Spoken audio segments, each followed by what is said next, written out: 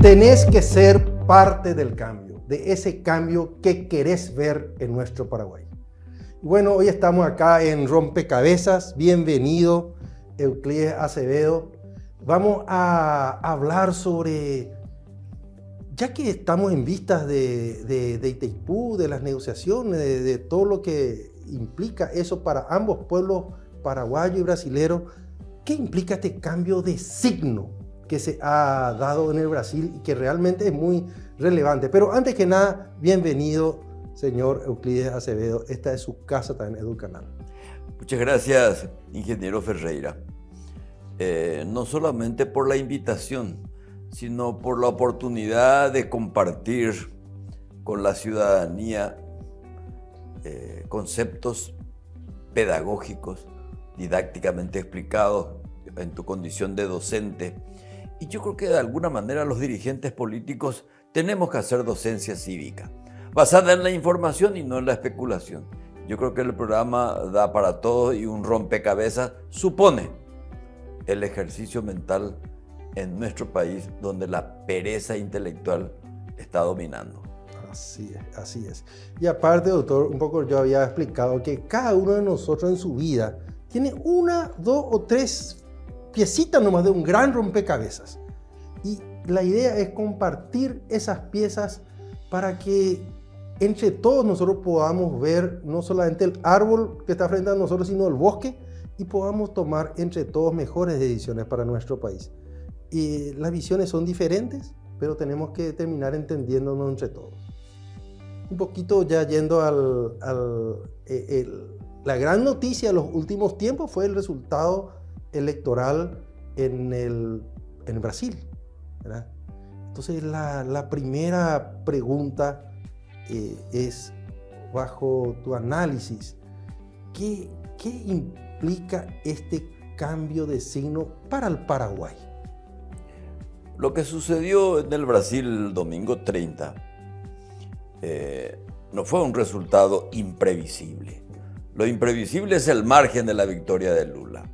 Desde un comienzo, desde que se lanzó su candidatura, él estuvo por encima de Bolsonaro y de otros candidatos. Siendo el resultado previsible y siguiendo tu pensamiento estratégico, no hay que ver lo que sucedió en el Brasil con espíritu deportivo. Hay que ver con un sentido político, social, cultural, con un sentido continental. A mí me luce que la victoria del presidente Lula es altamente beneficiosa para el Paraguay. La victoria de Lula supone un cambio en las relaciones exteriores de Paraguay y Brasil. Independientemente que mucha gente sostiene de que Itamaraty funciona, no importa quién sea el ejecutivo, sin embargo no es así. No es así porque el presidente Bolsonaro casi siempre profanó la autonomía de Itamaraty. Te explico brevemente por qué. Durante mi paso por la Cancillería, muchas veces coincidimos con el canciller. Este fuera Araujo o este fuera el que le sucedió, el actual canciller. Y a la hora de la verdad, el que triunfaba siempre era el pensamiento de Chicago Boys de Guedes, el ministro de Economía. Con lo cual, las relaciones exteriores se sometían a los intereses estrictamente económicos del Brasil.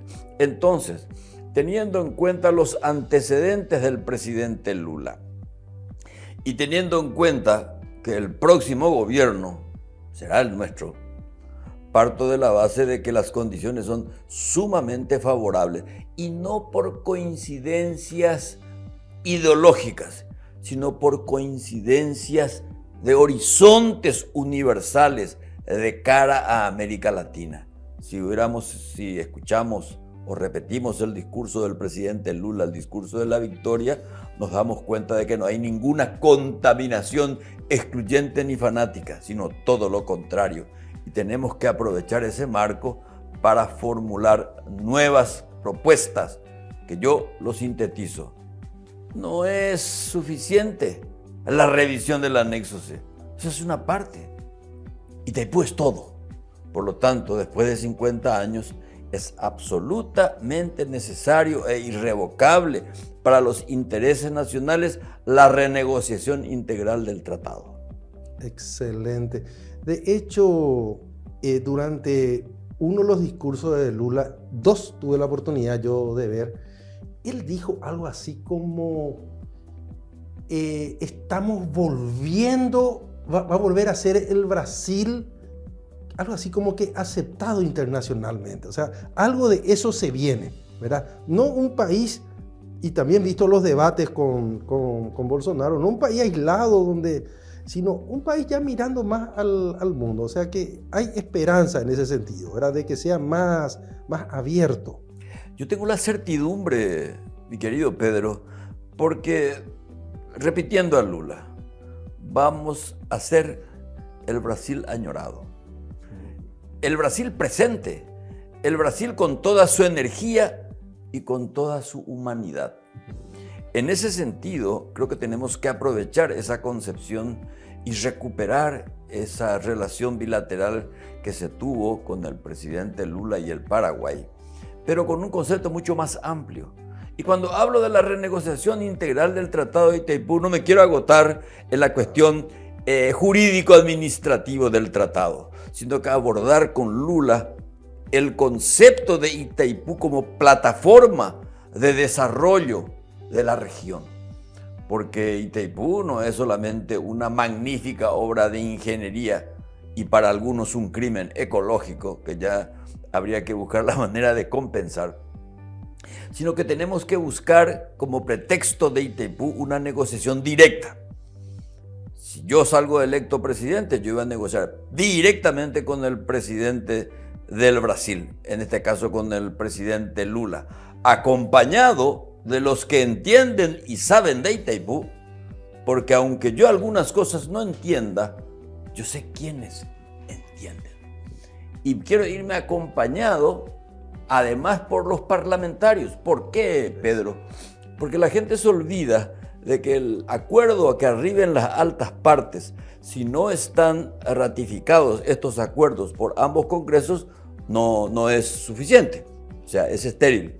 Entonces, con la debida publicidad, el pueblo paraguayo tiene que saber qué hacen sus dirigentes, qué defienden sus dirigentes, a qué acuerdo arriban sus dirigentes, porque primer mandatario significa estar sujeto a los intereses de los mandantes, que son los ciudadanos paraguayos. Entonces, ese retorno del Brasil añorado es un elemento para decirle, compañero Lula, vamos a recurrir de vuelta a la fraternidad regional, a la fraternidad inteligente. Itaipú es el gran pretexto para la búsqueda de nuevos horizontes energéticos, de nuevos horizontes de mercado, de nuevos horizontes en materia de defensa, de seguridad común contra el crimen organizado. O sea, Itaipú es fenomenal para eso. Así es. En un momento dado mencionaste como que Itamaraty casi se subordinaba al ámbito económico. Absolutamente. Y ahí yo también observando afuera el proceso de la participación del gobierno de Bolsonaro durante todos estos 4 años últimos, me dio la impresión que también se centraba en el corto plazo.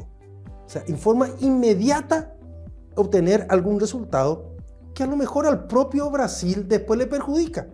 Porque si bajan mucho los precios en Itaipú, por ejemplo, se benefician al corto plazo algunos empresarios.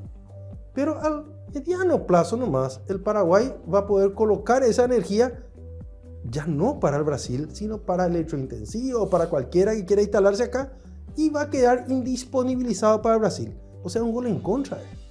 O sea, es interesante si es que podemos tener del otro lado alguien que tenga una visión de largo plazo y esté pensando, no, con Itaipú podemos hacer otro tipo de energía, tenemos recursos para pensar también en nuestros jóvenes y no solamente pensar en recursos para hoy. El cortoplacismo exitista y de contaminación electoralista, a la larga efectivamente perjudica los intereses de los pueblos, porque solo el pensamiento estratégico nos produce beneficios definitivos.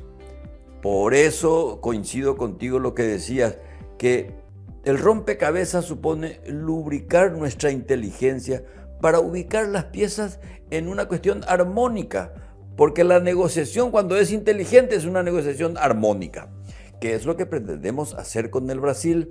Y yo fui testigo presencial y damnificado a veces por este cortoplacismo económico, y me daba cuenta de mi colega, particularmente el canciller Franca, a quien escribí más de 3 cartas, y me respondió siempre educadamente, pero a destiempo, ya tarderirema, porque el ministro de Economía imponía sus condiciones y sus éxitos cortoplacistas que satisfacía las expectativas electorales. Entonces, eso en la diplomacia no funciona. O sea, hay que revisar todo eso y hay que recomendar mucha mayor prudencia, pero al mismo tiempo audacia. Excelente, excelente. Un poco para marcar los tiempos. De todas maneras, estuve recordando en estos días cuánto se tardó ese acuerdo del 2009 con Lula, justamente. Tardó más de 2 años en ratificarse por ambos congresos. O sea, de todas maneras, cualquiera que sea el resultado exitoso, nosotros vamos a tener unos 2-3 años hasta todo el 2023, 2024 y seguramente largamente el 2025 para nosotros decir, bueno, esto lo acordado y esto está ratificado. Este es la nueva, el nuevo Itaipú o el nuevo anexo C o lo que hayamos revisado y aprobado ambos pueblos. Interín, hay otras tareas que hacer, ¿verdad? Porque el relacionamiento fraterno va a tener que, de alguna manera, materializarse a través de las autoridades binacionales, de todos los elementos de ambos gobiernos. ¿Es así, señor? Totalmente de acuerdo. Y aquí hay que tener paciencia y al mismo tiempo no urgencias. Y la paciencia supone el calendario de gestión.